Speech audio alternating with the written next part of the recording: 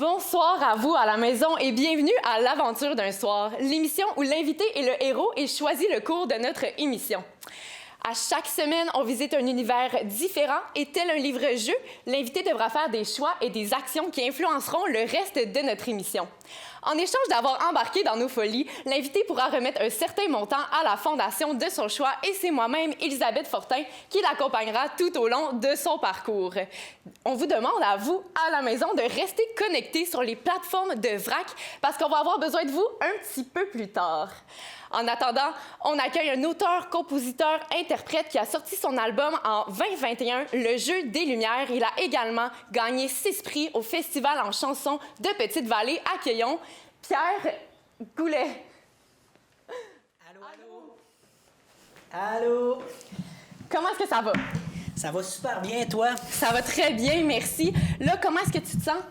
Je me sens Habillé, super là, bien. comme ça, ouais? Est-ce que tu sais un petit peu à quoi t'attendre?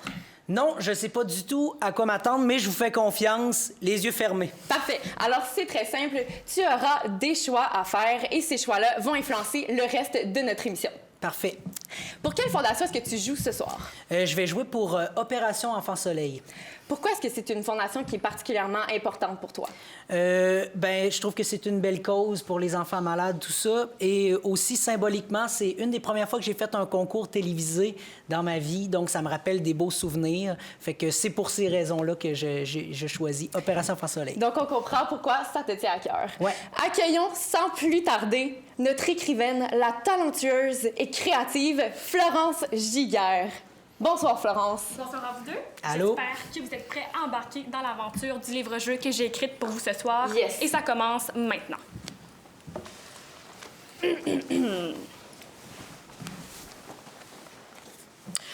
L'histoire débute dans un monde lointain et féerique, tout près du royaume de la Chocance.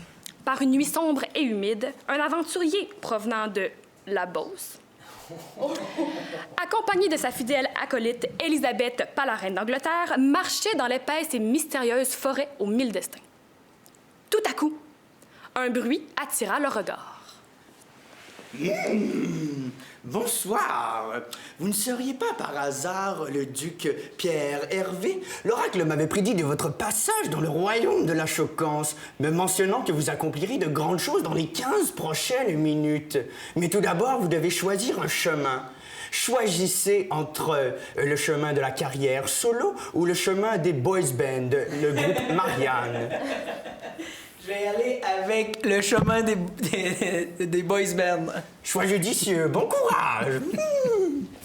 Donc, on le sait, tu fais partie du groupe Les Marianne, qui est un boys band. Là, habituellement, tu fais de la musique un peu plus folk. Ça, c'est un peu plus pop. Est-ce qu'au niveau de l'écriture, il y a quelque chose qui a été influencé avec le fait d'avoir été en groupe? Oui, bien c'est sûr que quand tu es en groupe aussi, c'est des décisions qui se prennent à... Nous autres, on est 3, fait qu'à 3 têtes, puis je suis un grand fan de musique pop aussi. Je tripe sur Justin Bieber, The Weeknd, fait que j'aime gratter la guitare, je vais faire ça toute ma vie, mais là, ça me permettait de lâcher ma guitare puis d'essayer de danser, là. Et puis, lorsque tu as eu la nouvelle là, d'embarquer dans ce projet-là, comment est-ce que tu as réagi? En fait, j'étais sous le choc. Je me suis dit que c'était une belle opportunité, justement, d'aller ailleurs, d'ouvrir mes horizons, puis comme je te dis, d'apprendre à danser et de faire des chansons le plus pop radiophonique possible. Et il y a également une web-série sur votre site web qui s'appelle Le Documentaire, qui est un petit documentaire assez humoristique et relativement fictif. Pourquoi est-ce que vous avez décidé de faire ça? Ben, on voulait mettre en scène notre vie de boys band qui lève pas.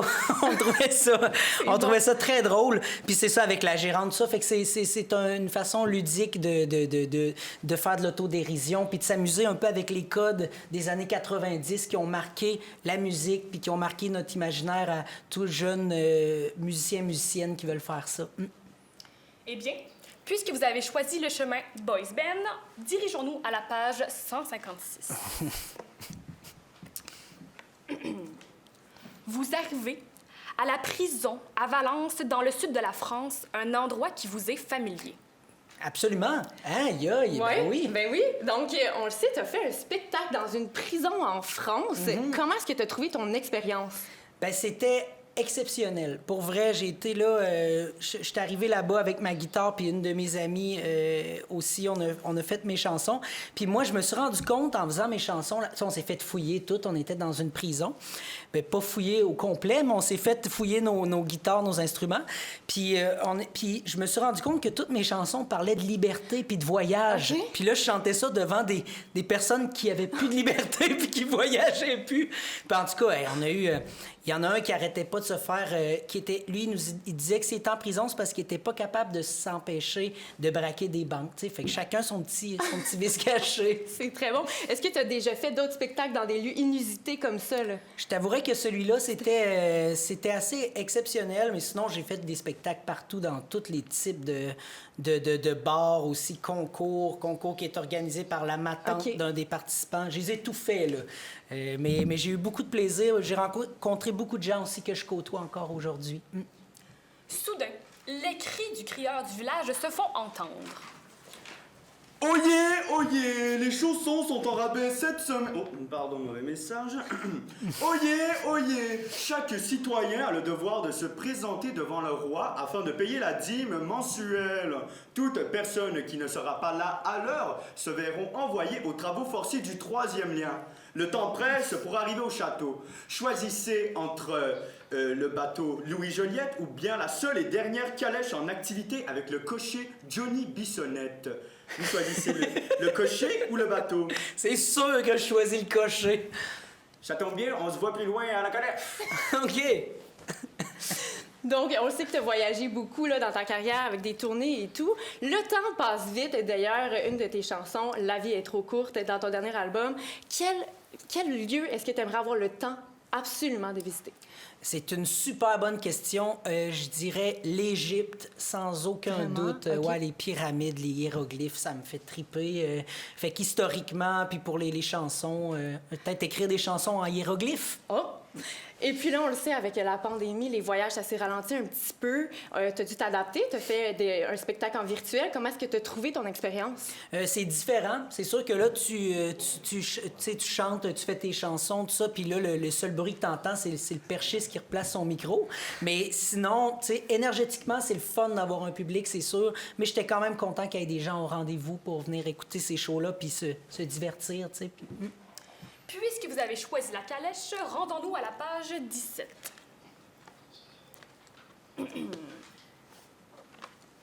Oh! Durant le voyage, la calèche reste jamais sur la 40. C'est calèche à calèche. Avec plus de 2 heures de retard, Pierre Hervé et Élisabeth, par la reine d'Angleterre, parviennent tout de même à se rendre au château. Ils entrent dans la grande salle où se trouve le roi, mais il est trop tard pour le paiement de la dîme. La dernière option pour se faire pardonner est de tenter de courtiser le roi. Bon. D'habitude, je fais pas ça, mais là, faut que j'en parle. Aujourd'hui, on est le 7 avril, la Journée mondiale de la santé, une journée internationale qui est dédiée à la promotion de la santé. Et on le sait tous, pour se garder en santé, il faut cruiser. C'est pourquoi, quand on parle des techniques de cruisage, c'est moi l'experte. D'ailleurs, je crois bien que vous allez avoir besoin de moi, car l'Université de Cornell vient tout juste de sortir une étude, oui, qui montre qu'un de leurs étudiants sur 3 éprouve des problèmes en matière de cruisage. C'est un vrai problème. Les gens ne savent plus comment courtiser, ils sont de plus en plus bredouilles en graduant. Alors, j'ai préparé un petit aide-mémoire, que c'est bien simple, Pierre Hervé. Tu vas pouvoir te pratiquer sur Élisabeth. Tu n'as qu'à la regarder et suivre mes indications à la lettre. OK. Alors, on se regarde et on détourne le regard. On fait un petit sourire, on fait un salut de la main, on fait un petit rire coquin, on regarde sérieusement, on joue dans les cheveux, on écarte les narines, on fait un clin d'œil, on bouge la langue et on regarde de haut en bas. De haut en bas. Et puis finalement, on termine avec la phrase plus plus. La phrase plus plus, c'est la cerise sur le sundae, c'est la boucle pour boucler la boucle. Alors, Pierre Hervé, je te donne 3 choix de phrases que tu vas pouvoir éventuellement tester sur le roi. La première, est-ce que tu es un prêt bancaire parce que tu as tout mon intérêt? Oh là là! La deuxième, si tu étais un temps de verbe, tu serais plus que parfait.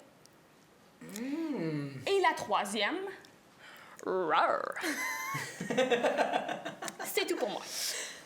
Donc là, on le sait que tu es en couple, mais est-ce que tu as quand même quelques petites techniques de cruise? Ah, ben, je vais réveiller tout ça. Je vais m'essayer. Ouais? Je vais OK, essayer. parfait. J'ai jamais été bon, hein, par exemple. Tout à coup, le roi entre dans la grande salle. Il est très choqué.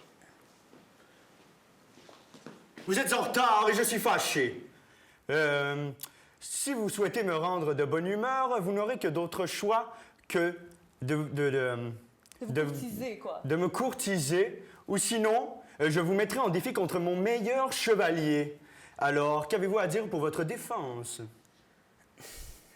Là, tu pourrais pratiquer la phrase qu'on vient d'apprendre. Ah, c'est bon. Là. Écoutez, sire, si vous étiez un temps de verbe, vous seriez plus que parfait. Ah. Oh!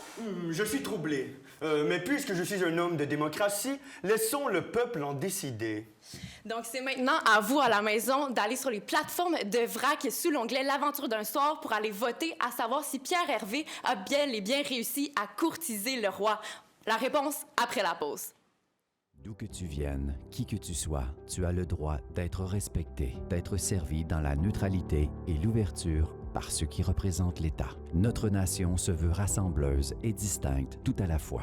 Courageuse et déterminée, fière de ses valeurs, fière de ceux et celles qui la composent, et convaincue que son avenir, fondé sur les valeurs communes, se conjugue au pluriel en français.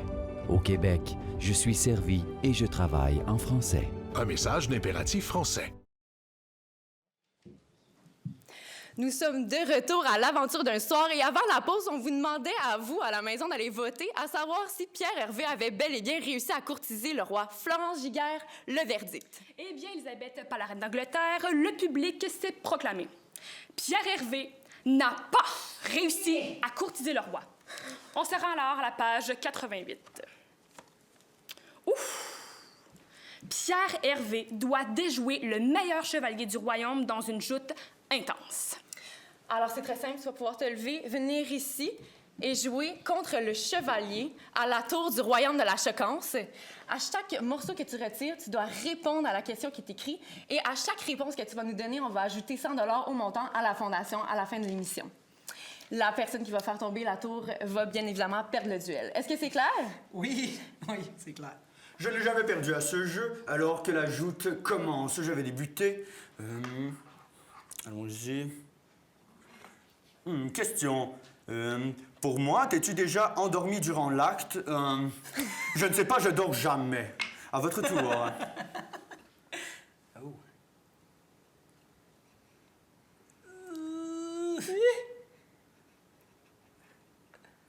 De justesse.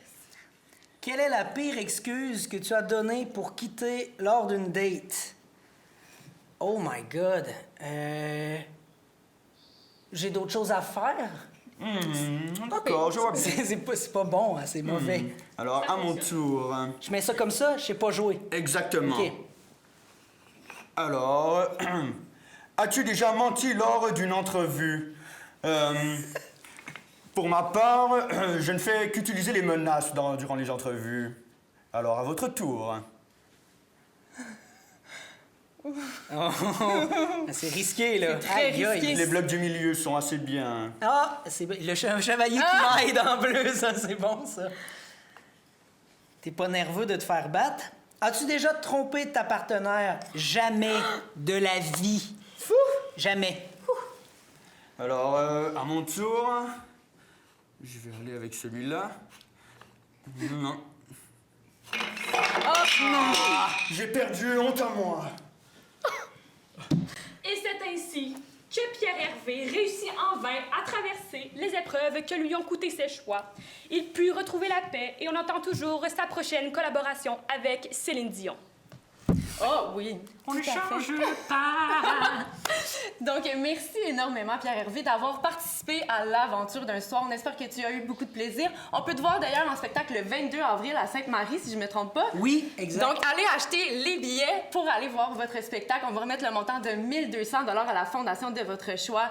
Merci à notre comédien, Nathaniel Rowe, sans qui on n'aurait pas pu avoir de spectacle, et à notre écrivaine, Florence Giguère, qui écrit des récits à chaque semaine. On a bien bien hâte à la semaine prochaine. Toujours un Et à plaisir. vous, à la maison, on se revoit la semaine prochaine.